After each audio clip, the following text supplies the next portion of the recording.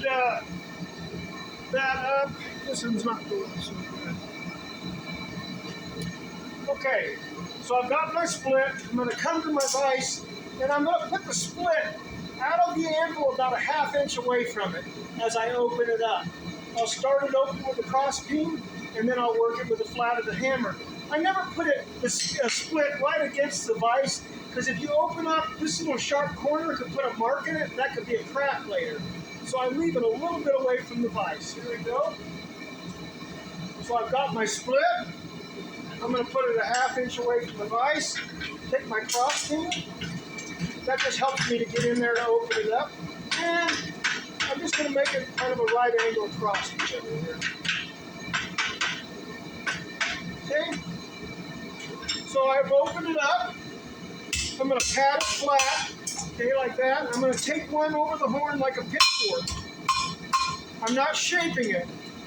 What that's going to allow me to do is hammer this horn, square, octagon, round. Now, what you'll know, or what I have, is right here is wider than right here. So it's a rectangle. It's not a square taper. It's a rectangle taper. Can't make rectangles round. It's square, octagon, round. So I want this long tapered shape, but I want, when I look at both sides, this thickness and that width, they're the same. So I look at this when I start, and I know I've got to compress it this way to make it equal this way. Once I get my shape, forge my tapered square shape, then I'll go to octagon round. All right, let's see what we can do here. Okay, I'm going to draw into a square shape, a square taper first. So I know it's wider this way than this way. So I'm going to go ahead and compress that. I got my hand for my slicing away. And I'm going for shape on my taper. And I'll talk about that in a minute. What I'm looking for when I'm making a taper. And I'm there. I got the shape I want. I'm equal square both ways. Okay. I'm going to turn it on the diamond or the diagonal, and I'm going to take that corner off and make it an octagon. This is a law of forging. There's my other corner. All the way to the head area, or the termination of the split. Okay? Now once it's an octagon, I'm basically going to be almost round. So I want to be sure to take the square off. All the way to this is going to be his head. All the way to here. Don't leave any square right there.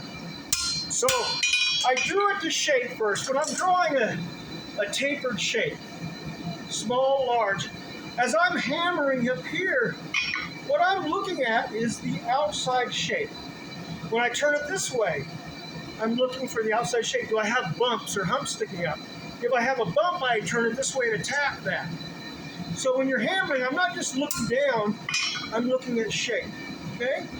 So I made it a square shape, tapered horn, and then I made it an octagon. And now I'm going to round it up.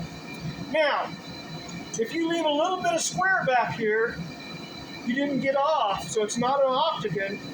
When you start rounding this up here and you put a square shape with a shape you're rounding on the anvil like this, it will twist right here. Because it can only twist when it's got square corners. That can cause a break. So you eliminate the corners. Now when I start rounding this, I've drawn it to shape first. It's important. Don't try to round it to the shape you want. Draw it out square, the shape you want, then octagon, and then round. Don't try to round it this way. You're moving still this way. It takes forever. So now I've got my shape. I'm cleaning up from the little end back. So when I'm starting here, I don't need all this on the anvil. I'm going to pull that off and work here and say, ooh, that's pretty. That little part will be done. Then I move to this part. Ooh, that's pretty. Done. And then finish. I might go back and planish a little bit, but not much. Okay, let's do that. Okay, I've got my shape. I've made it square, octagon. Now I'm going to finish it up, make it pretty round. And I always start with a small end, leave all this off the anvil, and look at my tongs. I use my legs. I'm all spread out with my legs, just rolling my body my hammer loose. I've choked up on my hammer so that it'll bounce up. I don't have to lift it. When I hit the anvil, it returns it back up. If you have to put your hand in the middle of this, you're going to be lifting your hammer every hit. So I'm there. I'm just going to go back down and just kind of lightly planish. Just kind of smooth up. And I'm finishing back. Just taking all the little sharp spots out that I don't really like. Okay? So I have a round horn. I'm going to take it to the horn. I don't know if you can see that. I just turn it over like a pitchfork. And I turn it around and open this one up. So now I have to work this one. So let me go ahead and do that. I've already got one in here.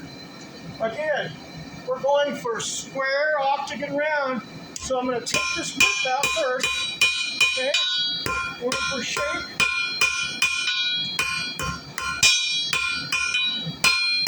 Okay, making it square. Again, looking at my taper. Cleaning it up. Making sure I'm equal on all four sides as far as my width of my square. Taking my diamond off, or making it octagonal. Okay. Taking that sharp corner off, driving that sharp corner into the steel. Okay. Any sharp I see, I'm going to go ahead and fix it. And now I'll round that one up just like I did the other one, and we'll go from there.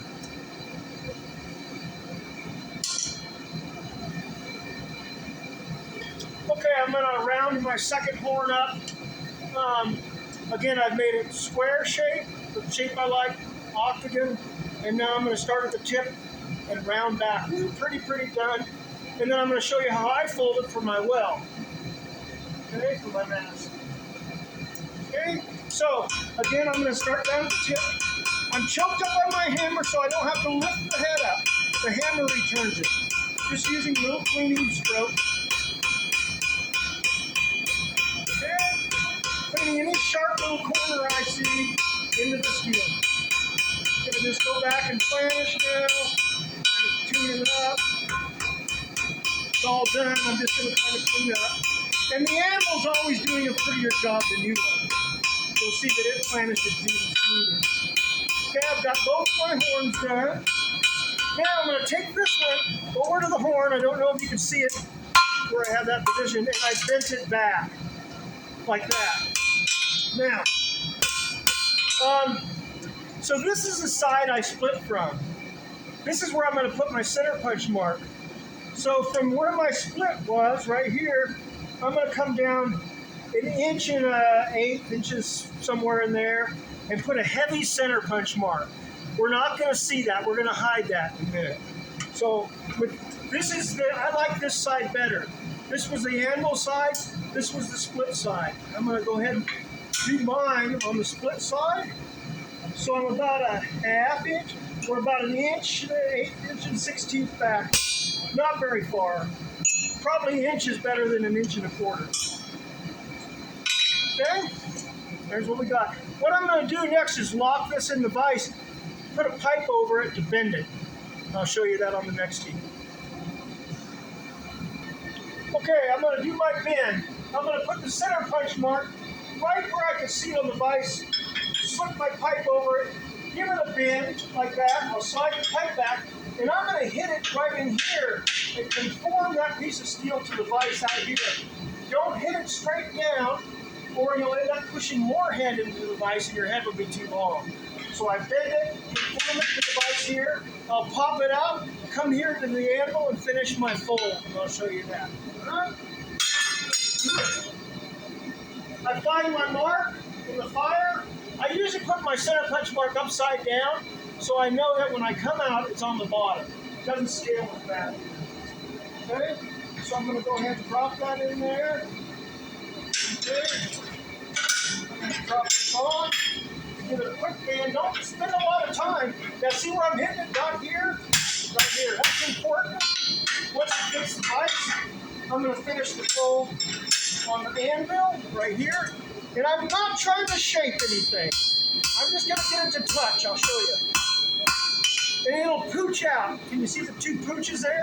I clean those up, flatten it back into the steel, and as soon as this touches, right there, I'll knock that horn out of the way. I'm going to go ahead and take those sharps off the square lightly. Not a big deal. But as soon as I've touched, basically in here, I'm done. Don't beat his horns off. Don't try to move much material. We're going to shape this later. So now, I'm going to go. Now, if I'm going to forge weld this, I had 1/16 of a bend. I'd be less, 3/4. Because when you forge weld, it's going to get longer. I go with the wire feed now, and I'll show you. I'm going to run just a bead here and a bead here. And then I'll dress this thing out.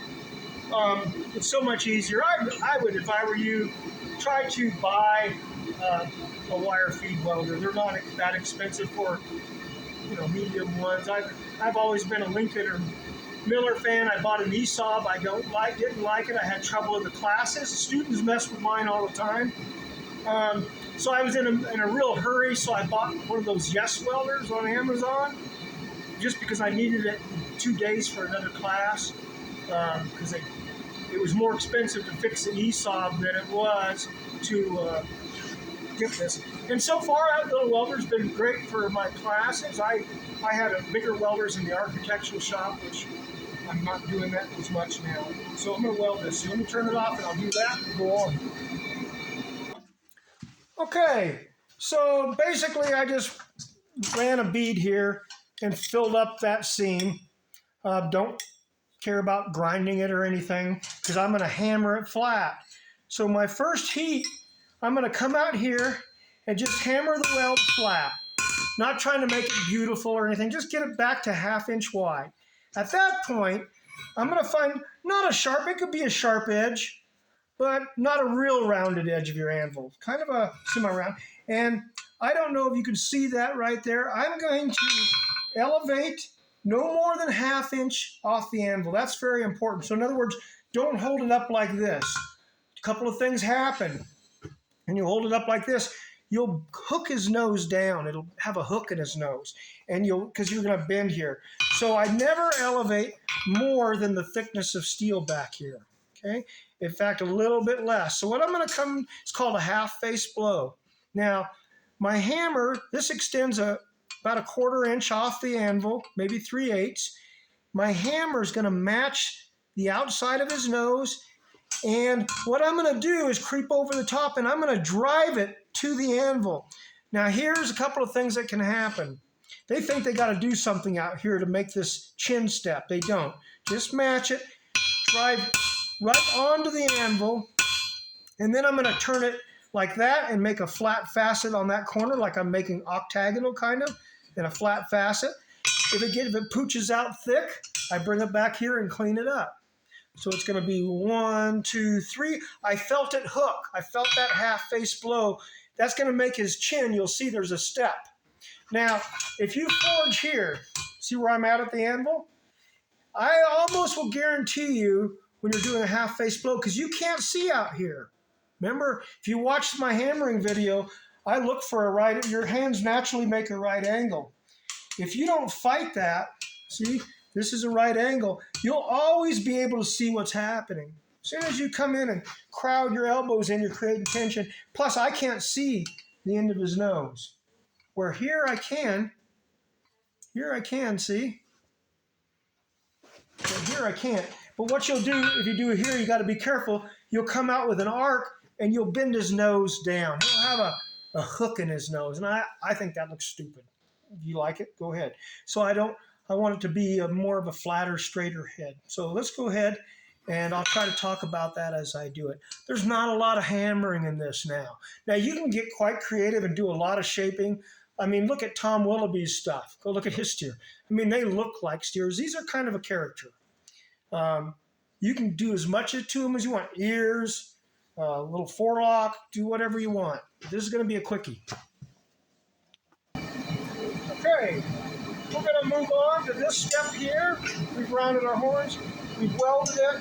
We're going to smooth out the weld, and guess you can see that.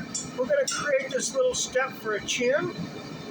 Okay, and you can see it's only about, I can't see another 1/16, 1/8 inch deep.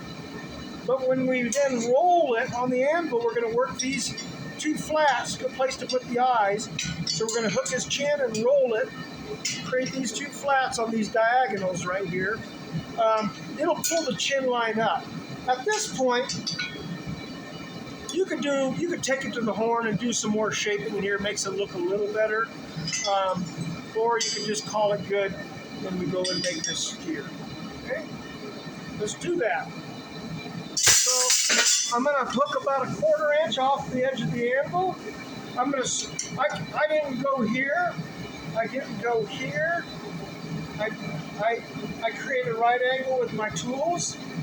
I'm going to elevate about 3/8 to 1/2 inch back here with my steel, and I'm going to hammer onto the anvil. The outside of my hammer is matching his nose, but don't care about that. Hammer right to the anvil.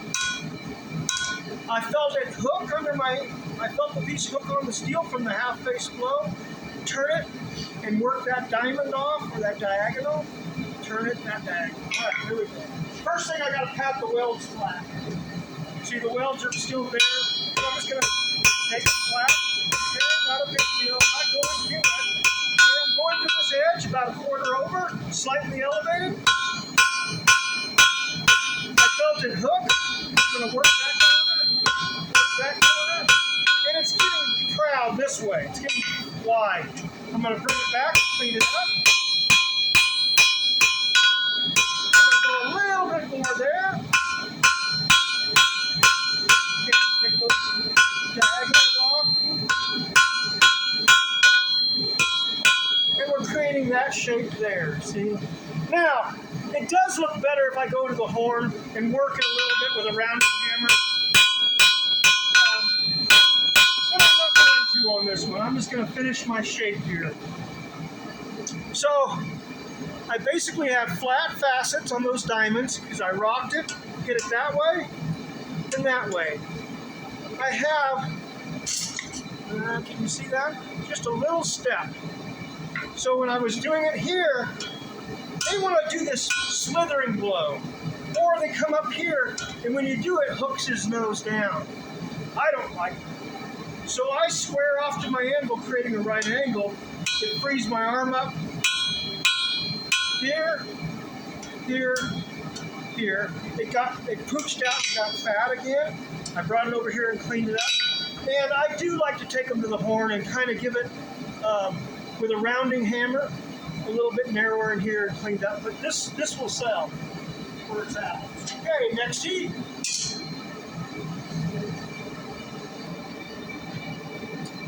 Okay, so now, not a lot of heavy hammering. All the heavy hammering is done. We're going to use a center punch.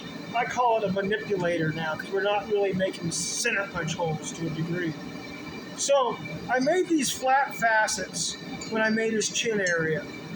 And what I'm going to do is start about 3/4 from here to here up his head at about this angle. Not on the side like that, not straight down like that, kind of at that angle. I'm going to start at 3/4 and tap, and I'll feel the punch dig in. And then I go from this way, and I'm just tapping. And then I'm going to drop my hand and push this little eyebrow. And I'm aiming for the center of his head, there, right there. So I'm going to push it kind of up onto his head. So it goes, you see that angle? Like that. Tap in, drop, push for that. Tap, tap, drop, got it stuck in, and then push, aiming for that. Do these hot. If one of them gets cold, you're going to cut that off. It'll tear it off. So what these are for me is eyebrows.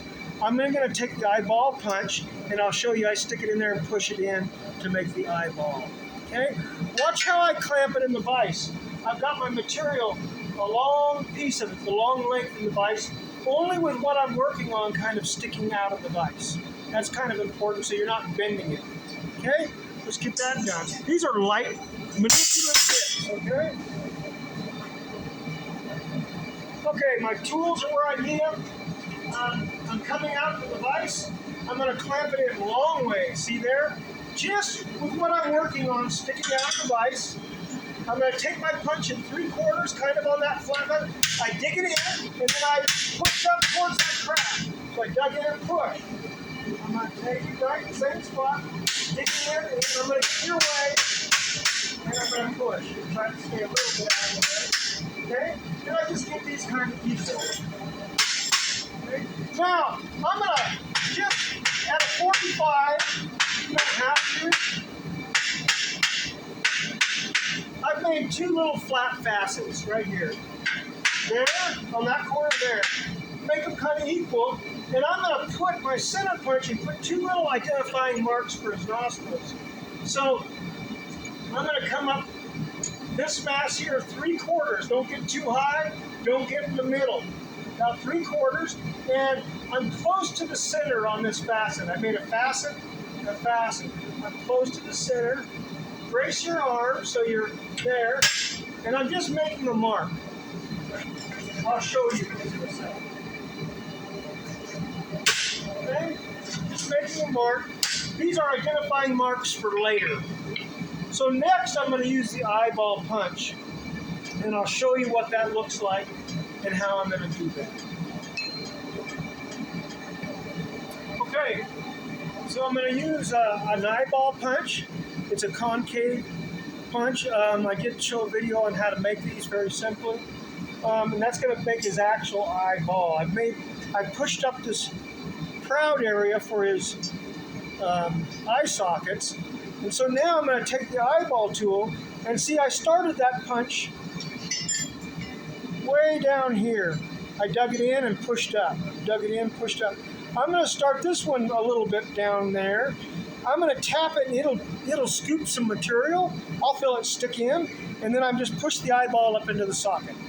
So I scoop, push, and he'll already have a pupil in him. Now you could just go right in with an eyeball punch. I just get a little, I don't know, I like it better. So I'm going to start down at the bottom of the skid mark at an angle. See, I'm not straight in, okay, like that. I'm at an angle. I tap it, scoop some material, and then push up into this spot up in here. Okay? Very simple. Don't do them cold. We only use a black heat to planish. Black is only pretty if you're planishing or smoothing. Everything else, you're just making things angry, tearing things up, and it's not doing anything. So keep it hot. Okay? Especially in this stage, light hits. So I get my tools where I want them. Now, my other devices that I use in my shop here, I'll have a speaker magnet here, okay? But you can just throw your hammer and it'll stick. Your tools will stick. Now, if you have a magnet somewhere, then they're not rolling off and whatnot. So it's really nice. You can just throw your tools down and they'll stick. I don't have one on this. I gotta find one on this. I'm kind of trying to get a spot I can video. And I'm really sorry at this side. Okay, so here we go. Let's put some eyeballs in them. It's hot. Watch how I clamp them in there. I've got a lot of steel in the vise. Okay? I'm going to go ahead and come in at an angle. I brace my elbow. I got some steel. Took it up into the eye socket. Got that angle. Hit the leg. And normally, I finish his nose at this heat too. So this is like a 2-heat head. So now I'm going to get it hot. You see I've got my 2 marks there and they're close together. It's important to have this hot when you do his nostrils. And again, I'm not going to go in straight like this. I'm going to go in angling in, tap.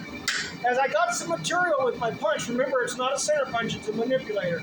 I'm going to take that material out and up. I go in and grab some, I take it out and up to give it some flare. So I go in and get some material, work it out and up, and I work them evenly. Don't just work one and do the other, you'll push material away from you. So I work a little, work a little. Might be hard to see here, but we'll give it a try. Oh, and there's the eyeballs. I don't know if you can see them. They'll help when the scale's off. He's already got pupils in there. You can see where I've started these nostrils right here.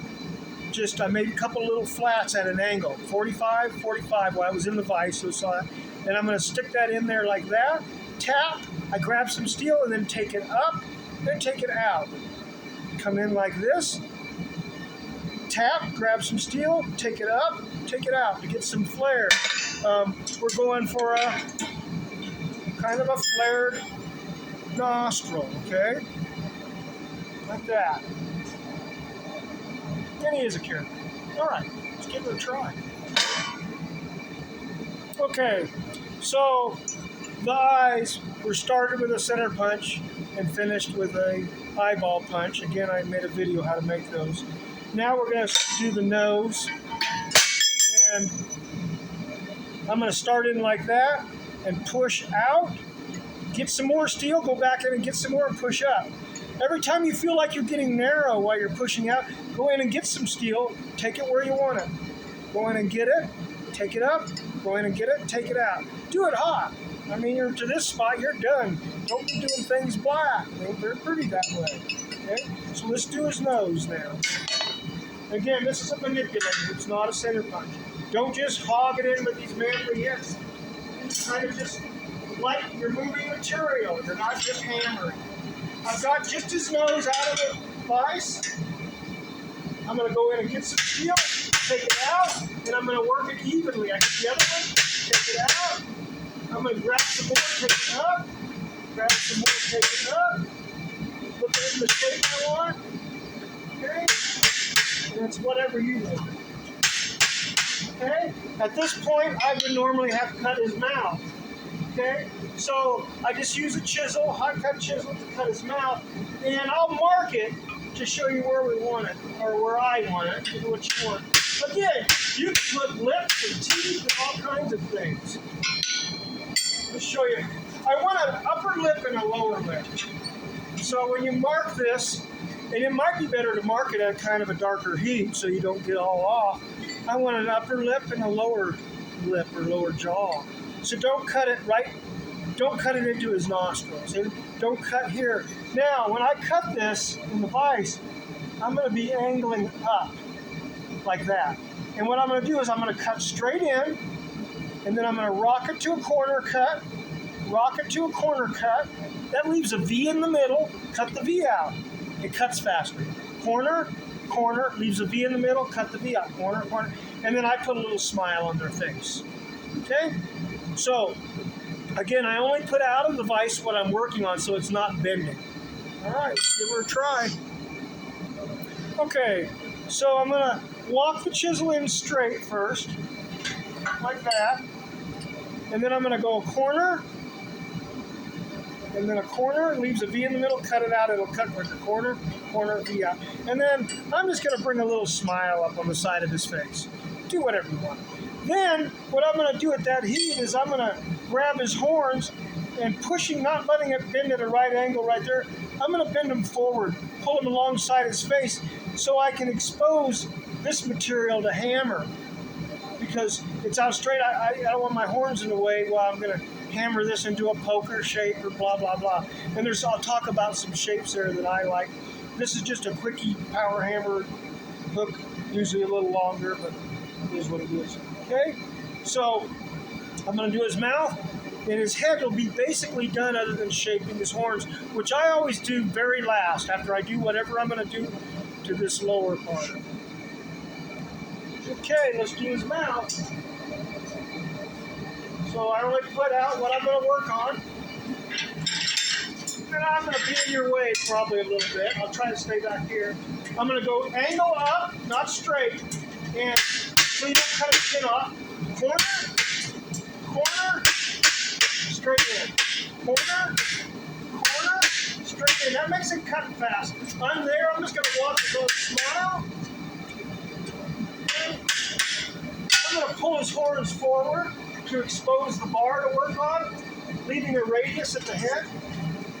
Okay. The horns are the very last thing I shape. So what I've done, I'll show you. And he's a goofy looking. Spend as much time on him as you want. So I got his mouth cut, okay? A little happy. I've left a radius here, so I pushed my tongs and pulled forward. So I've exposed this bar to whatever you choose to do with it. I'm going to bend mine in the vise when I'm done, but I can show you what you don't want to do when you bend his head forward is you don't want to bring a lot of this bar so he's got a big U-neck. A couple of things, I'll show you how I do it in the vise, or you could put it on the anvil like this and notch that 3/4 of the way down with a fuller hammer, chisel, and that'll bend right in that spot. You'll do that. But you don't want to see, after I bend this head, you don't want to see a bunch of neck sticking up here. So I don't want to see back here. It looks really funny when you've got this big bowed neck. So you want it to bend pretty sharp there, okay? So now I'm going to address this, and then I'll go ahead and bend it. And I may show you a poker bend, what I use for a poker handle on this. In fact, I might just do that now. Then I won't do anything to this. It'll just be a sample. So let's pretend that this is going to be a head rope twist that I showed in another video, poker, shovel, broom, handle. So I want to bend the head, but I need to get the head then out of the way so his horns aren't hooking your arm while you're using your tool. Let's do that, okay? Okay, we're just going to bend this steer's head down and do kind of a poker shape. So when I come out of the head's up here, I'm going to drop it down till his horns touch the vise. I'm going to grab it with my bolt tongs in the bridge of his nose, where there's no nostrils in that. So right in here in the bridge, and I'm gonna bend it down, not letting these slip over his nostrils and wounding him. Bend it. I'm gonna take my rawhide mallet and hit him in the bridge of his nose to continue the bend down. When it gets about to the anvil, if I've got heat, I'll take it to the anvil, and I'll bend it till his chin is about 3/4 or less from this bar. So I'll bend it more than that, down about there. Okay. Now let's just say you don't have a rawhide mallet to hit it here. So you drop it to hit it right there. Use a big limb off a tree and use that as your hammer and hammer it right in here. Don't hammer it on its nostrils and eyeballs. Okay. So let's do that. I'm going to go ahead and bend it, and then I'll put the poker loop in it, or the poker bend. Got my tools, I think where I need them. Okay. I'm going to drop it down till the horns touch. The horns are touching. I'm going to crank it. I'm going to get in the bridge of his nose and bend it. Not letting my tongs slip. I'm going to hit that right in the bridge. Don't worry about it bending. I'll show you how to fix it. Real simple. Don't worry about it going crooked, which it is. I'm going to try to get it out. I've got a little bit of heat. See how crooked he is? I'll fix that. And I'm going to go ahead and bend this down.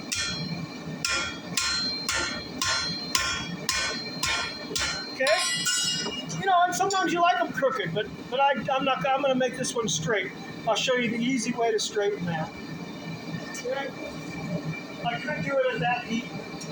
I don't have my tools ready. Okay, I'm going to straighten his head up with the whirls here. Sometimes they're straight. You can see how crooked that one is with the bar. So how to fix that is just use your twisting wrench. And I'm going to be in your way a minute.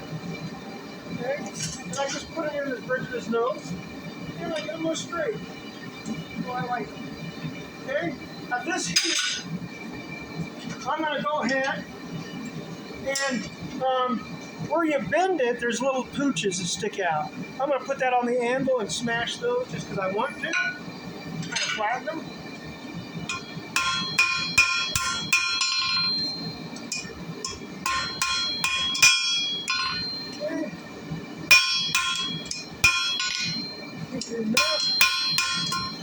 Okay, I'm not going to worry about my final getting them in line until I do the poker bend.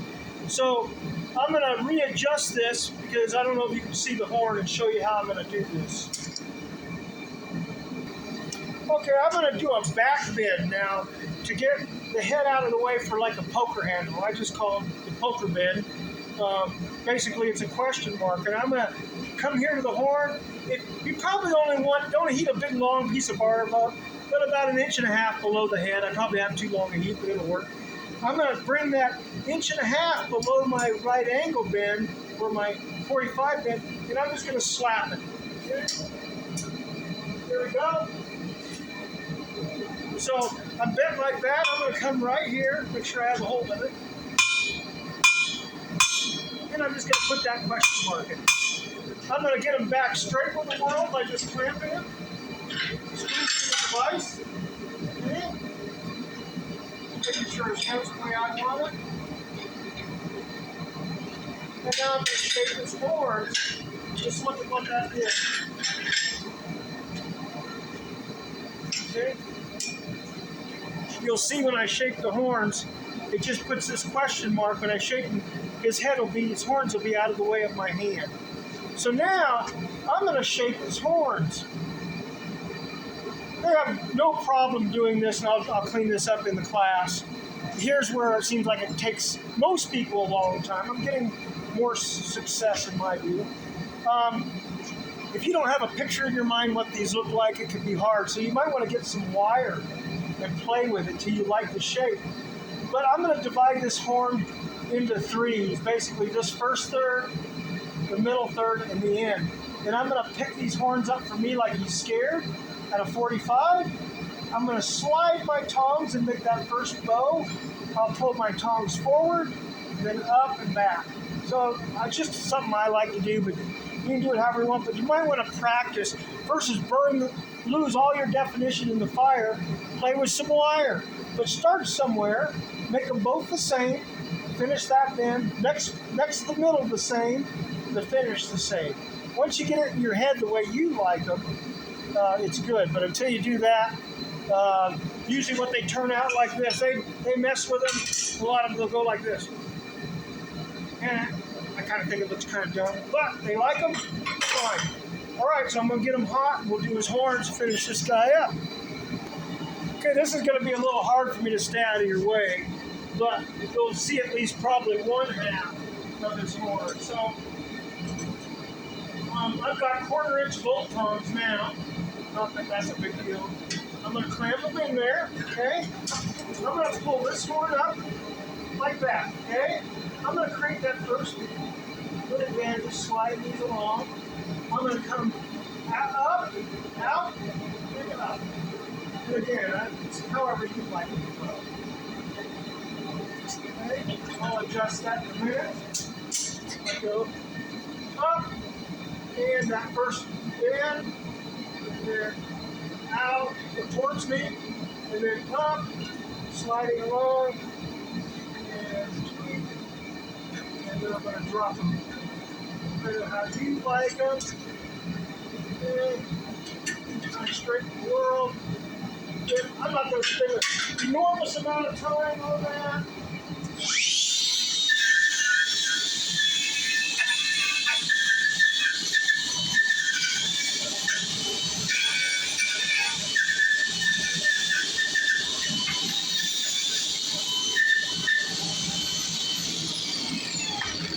Okay, pull them off and we'll look at it.